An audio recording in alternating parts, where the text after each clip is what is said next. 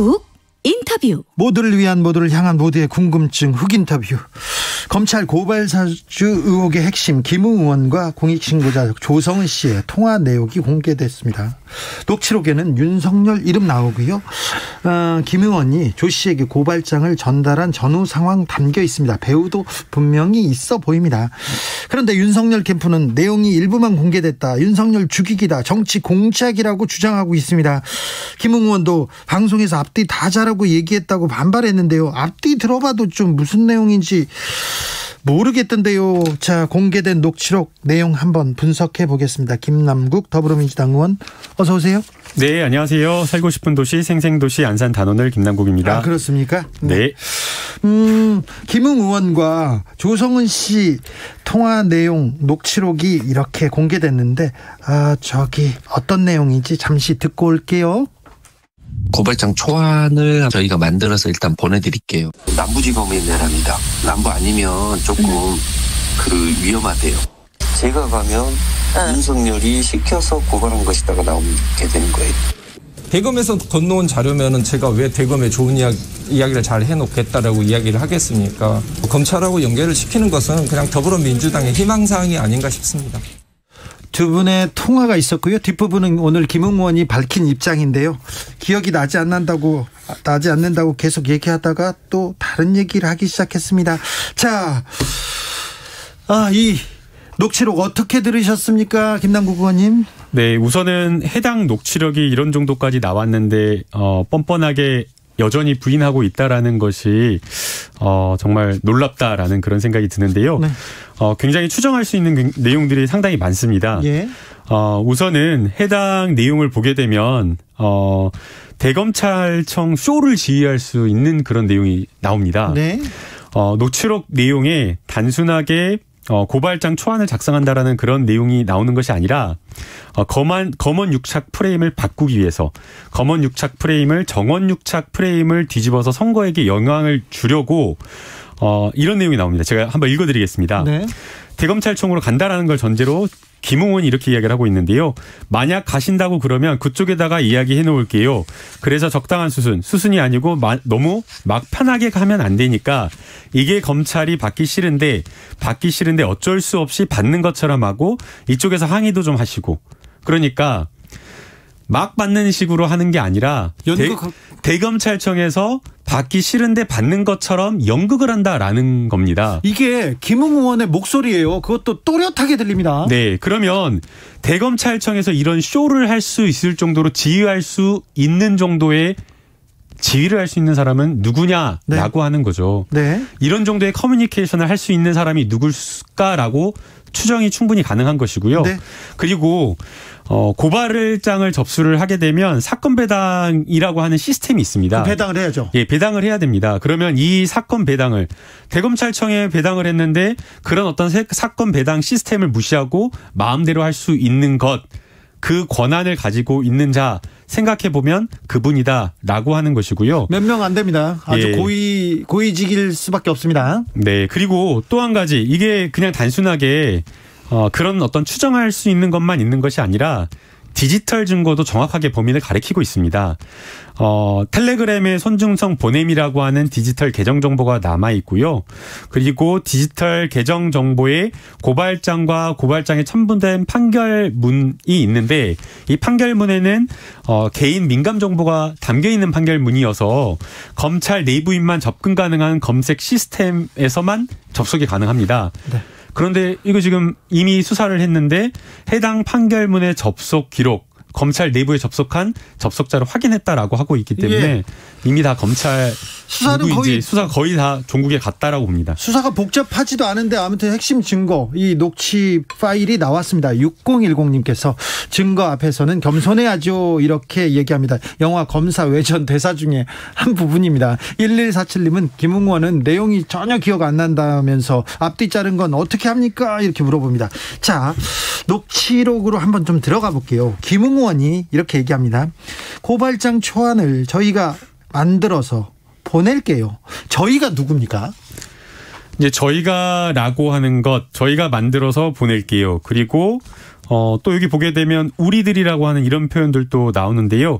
굉장히 좀 긴밀하게 추정할 수 있는 여러 가지 것들이 나오는 것 같습니다. 네. 아마 이제 어디라고 하는 것들을 명확하게 뭐 이야기할 수는 없겠지만 네. 앞서 제가 방금 말씀드린 것처럼 네. 아마 추정할 수 있는 거는 검찰인 것으로 보이고요. 검찰 쪽이겠죠? 네. 그리고 그 다음에 그런 또 증거가 나왔잖아요. 네. 그리고 이제 방금 제가 말씀드린 대로 이 고발장을 제출하려고 하는 목적으로부터 추단할 수가 있는데 그 목적 자체가 검언유착 프레임을 정언유착 프레임으로 뒤집어 씌우려고 하는 그 목적이 분명히 드러나 보이기 때문에 네.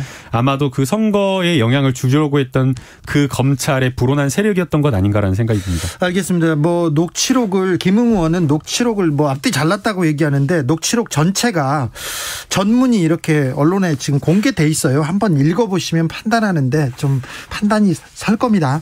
김웅 의원이 또 이렇게 얘기합니다. 제가 가면 윤석열이 시켜서 고발한 것이다. 이렇게 윤석열이라는 이름이 나오는데 이 부분요. 이 부분 어떻게 봐야 됩니까? 윤석열이 시켜서 고발한 것이다라는 것을 거꾸로 해석을 하면 윤석열이 시켜서 고발한 것을 드러나지 않게 하기 위해서 그리고 이제 또 뒤쪽에 녹취록 뒤쪽을 보게 되면 꼭 지금 본인이 빠져야 된다라는 것을 굉장히 강조하고 있거든요. 네. 그러면서 언론의 피해자가 가야 된다라는 식으로 좀 강조를 하고 있어요. 네. 그래서 검찰이 빠져야 된다라는 식으로 지금 보면 언론 피해자라고 뭐 그러니까라고 이렇게 이야기를 하고 있거든요. 네. 언론 장악의 피해자라고 할 수 있는 그런 사람들을 동원해서 가는 게 훨씬 낫겠다라는 취지로 이야기를 하면서 네. 검찰은 빠지자라는 식으로 이야기를 하거든요. 네. 그래서 결국 이 지금 고발 사주의 핵심 사주 당사자 세력들은 검찰로 추정할 수밖에 없다라는 예. 생각이 듭니다. 처음 녹취록 존재가 이렇게 보도됐을 때 윤석열 이름이 등장하는지 안 하는지 이 부분이 쟁점이 되기도 했습니다. 윤석열 후보 측에서는 윤석열이 녹취록이 있다고 보던 MBC를 그냥 고발하기도 했었어요. 그런데 왜 이런 일을 또 고발까지 했을까? 이게 분명히 나왔는데. 그런데요, 윤석열 캠프의 입장이 조금 좀 흥미진진합니다. 고발 지시가 없었다는 점 명백해졌다. 윤석열 이름이 들어갔기 때문에 고발 지시가 없었다는 점이 명백해졌다. 이게 무슨 말입니까? 황당한 궤변이라고 좀 생각이 들고요. 윤석열 캠프 측에서 좀 굉장히 좀 당황하지 않았나라는 생각이 듭니다. 어제 밤에 아주 신속하게 당혹스러웠는지 어제 밤에 늦게 이제 성명을 좀 낸 것 같더라고요. 네. 그런 것을 보면서 윤석열 캠프의 당혹감을 좀 드러냈다라고 생각이 드는데 네. 아마 증거가 계속해서 수사 증거가 이렇게 나오고 있는 보도가 되고 있는 상황이기 때문에 네. 진실이 곧 드러날 거라고 생각이 됩니다. 지금 여러분께서는 민주당 김남국 의원의 얘기를 듣고 있습니다. 잠시 후에 윤석열 캠프의 김병민 대변인께도 윤석열 후보 측 입장은 자세히 듣겠습니다. 0372님께서 녹취록, 손준성 보냄, 디지털 증거가 있고요. 실명의 판결문 뭐가 더 필요합니까? 공수처는 신속히 기소하세요 얘기합니다. 쟁점을 좀 정리해 보겠습니다. 자, 고발장을 검찰과 김웅 의원이 소통하면서 작성했다. 그런데 이 고발장은 윤석열 후보의 장모, 윤석열 후보의 부인, 그리고 윤석열 후보의 측근과 관련된 고발장이죠. 그렇죠? 네. 이거는 만약에 그 녹취록 내용이 사실로 드러난다면 어떤 문제가 되는 겁니까? 이게 뭐 지금 현재로서는 아직 윤석열 후보가 직접 관여했다라고 하는 객관적 증거라든가 진술 증거까지 나오지는 않은 상황입니다. 네. 그러나 지금 이제 여러 가지 정황상 윤석열 후보가 관여했다라고 하는 것들이 의심되는 그런 상황이고요. 그렇기 때문에 이런 부분까지 반드시 수사하고 그런 의혹을 해소해야 되는 그런 상황이고요. 네. 더 나아가서 이것이 문제되는 것은 단순하게 그냥 뭐 고발 사주다, 직권 남용했다라고 하는 것이 문제가 되는 것이 아니라 권력을 사유화해서 직권을 남용해서 그것이 그 고발 사주를 했던 그 시기와 그리고 그 목적이 매우 문제가 된다라고 하는 것입니다. 네. 4월 3일과 4월 6일 8일 뭐 이 시점 그 부근 시점인데 다들 잘 아시다시피 지난 총선 시점에 이루어졌던 겁니다. 네. 그런데 이게 검언유착이라고 했던 그 프레임을 바꿔가지고 정언유착이라고 했던 프레임으로 바꾸려고 했던 것이고 네. 그리고 그것을 통해서 선거의 판세를 뒤집으려고 했던 아주 나쁜 그리고 헌법을 파괴하려고 했던 우리 민주주의의 근간을 해치려고 했던 그런 어떤 목적이 있기 때문에 네. 굉장히 중요한 중대 범죄라고 저희는 봐야 될 것 같습니다. 그렇습니다. 일단 김웅 의원은 관련이 돼 있고요. 손준성 검사도 관련이 된 것 같습니다. 김웅 의원이 예전에는 시인을 하기도 했었어요. 정점식 의원도 관련이 있고요. 그리고 손준성 검사와 같이 몇몇 검사가 관여된 건 같습니다. 그래서 여기서 저희가 또 하나 반드시 짚고 넘어가야 될 게 있는데요. 이게 고발장에 첨부되어 있다라고 하는 실명 판결문이 있는데 네.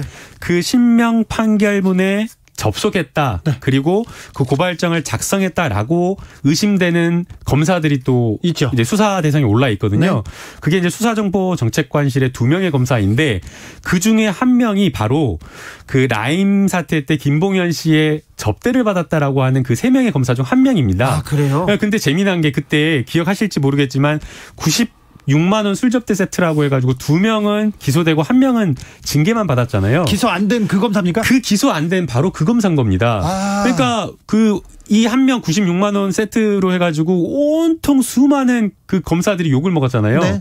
그러니까 이 1명의 검사를 봐준 거죠. 왜 봐줬을까? 왜 봐줬는가라고 하면서 다들 뭐 난리였는데 네. 바로 이게 윤석열 라인 이어서 봐준 것이 아닌가. 네. 이해가 안 되는 거죠. 그래서 저희가 보통 조폭 영화나 이런 것들을 보면 조직의 보스가 불러가지고 우리 조직을 위해서 너가 한번 잠깐 들어갔다 와라라고 하면서 그러는데 좀 이건 거꾸로 네. 조직을 희생하면서까지 봐준 거 아닌가라는 의심이 되는 상황인 것 같다. 네. 희한하다. 손준성 검사나 또 관계된 검사들이 어떤 얘기를 하는지 좀 지켜보겠습니다. 박보영님께서 그분 말만 나와서 난리더니 윤석열 이름 나왔는데 국힘은 딴소리 합니다. 얘기합니다. 4389님도 윤석열 후보 빠져나가려면 마블 세계관 도입해야 될 듯합니다. 멀티 유니버스 말입니다.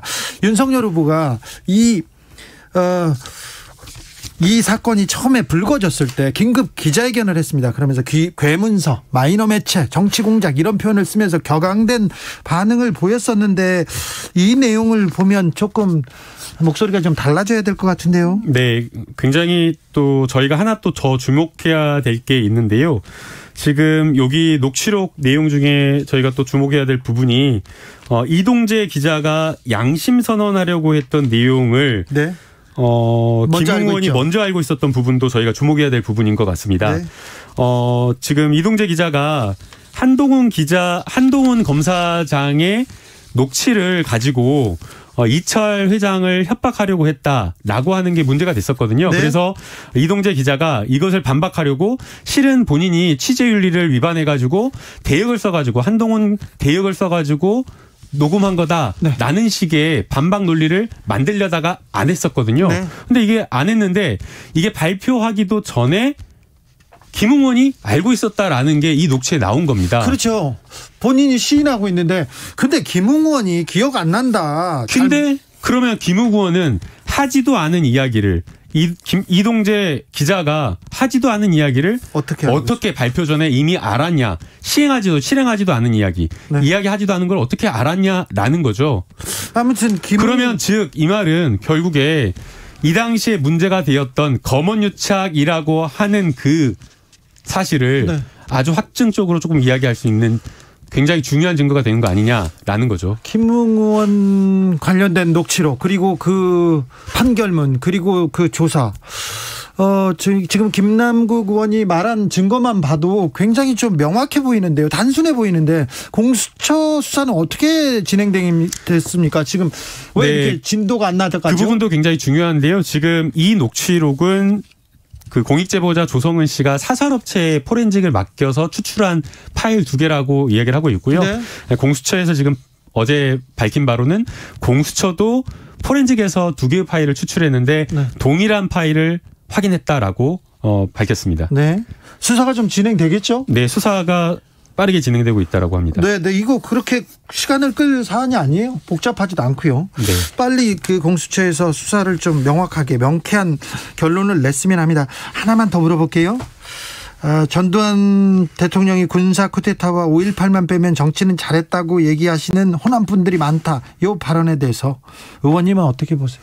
이제 이거는 단순하게 윤석열 후보의 말실수가 아니고 결국에 생각이 올바르지 못한 거라고 생각이 됩니다.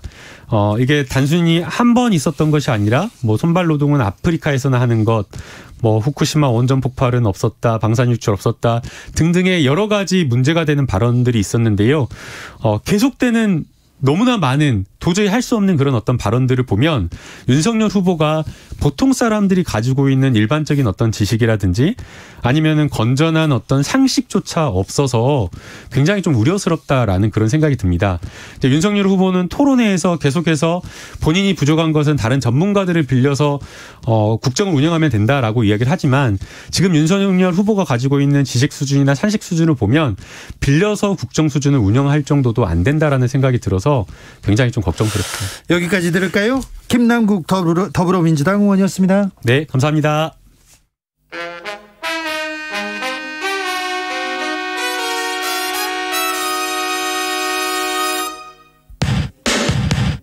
주진우 라이브 돌발 퀴즈. 오늘의